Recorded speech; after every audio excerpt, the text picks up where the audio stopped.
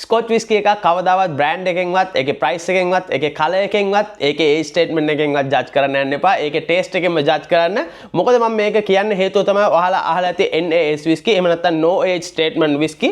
ඒකට හොඳම උදාහරණයක් තමයි මේ මගේ අතේ තියෙන්නේ. මේ no age statement විස්කි අත්තම කියන ප්‍රයිස් එකෙන් ගොඩක් රීසනබල්. ඒ වගේ මේකේ ඒජ් ස්ටේට්මන්ට් එකක් නැහැ. මොකද කියනවා මම මේ විස්කි එක try කරා. මේක ඇවිල්ලා Glenmorangie Chardonnay and Bourbon cask මේක double cask විස්කි එකක්. අත්තම කියන විස්කි වලට අපි ගොඩක් අය දන්නේ විස්කි එකක් බ්‍රෑන්ඩ් එකෙන් හොඳයි එහෙම නැත්නම් ප්‍රයිස් එකෙන් හොඳයි මේක එක්ස්පෙන්සිව් වෙන්න විස්කි එක ගොඩක් හොඳයි ඒත් එක්කම ඒජ් වෙන්න කලර් එකෙන් වැඩි වෙන්න විස්කි එක හොඳයි ඒ වුණාට කලර් එකට රැවටෙන්න එපා මොකද කියනවා නම් සිංගල් මෝල්ට් එහෙම නැත්නම් ස්කොච් විස්කි වලට අනිවාර්යෙන් කලර් ඇඩ් කරන්න පුළුවන් මේ විස්කි එක හැදුවට පස්සේ මොකද ඒ කලර් විස්කි එකේ කලර් එකේ කන්සිස්ටන්සි එක තියාගන්න එහෙනම් අමතක නොකර ඔයාගේ සෙට් එකේ ඉන්න ස්කොච් විස්කි ලවර්ස්ලා අතර මේ වීඩියෝ එක ෂෙයා කරගන්න ඊට අමතරව මේ ස්කොච් විස්කි NAS විස්කි ගැන ඔයාලගේ අදහස මොකද්ද ඔයාලගේ මතය මොකද්ද පල්ලෙන් අනිවාර්යෙන් කමෙන්ට් එකක් දාගෙන යන්න මේක ගැන මම සම්පූර්ණ වීඩියෝ එකක් කරා මේ NAS no age statement whisky ගැන ඒක මම YouTube channel එකට මම අනිවාර්යෙන් අප්ලෝඩ් කරනවා ළඟදීම ඒකේ ඉඳන් මගේ YouTube channel එක subscribe කරලා තියාගන්න ගොඩක් අයට වැදගත් වේවි එහෙනම් මේ වගේම තවත් අලුත් වීඩියෝ එකකින් ඊළඟ වීඩියෝ එක හම්බෙමු cheers